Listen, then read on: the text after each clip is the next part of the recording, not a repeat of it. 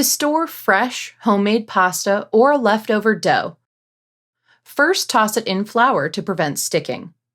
Let shorter pieces of pasta dry on a wire rack for 2 hours, or form long noodles into nests to dry. Transfer the pasta into an airtight container or bag and label it with the date. Keep the pasta in the fridge for up to 1 to 3 days before cooking. Alternatively, dry the pasta on a baking tray for 1 hour, then transfer it to an airtight container or freezer bag to keep the pasta frozen for up to 1 month. To store unshaped dough, wrap it in plastic cling wrap and write the date on it to record exactly when it was made.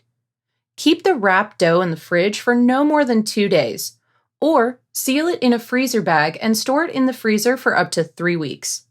When you're ready to use the dough, transfer it into your fridge the night before to let it thaw prior to shaping it and cooking your delicious pasta.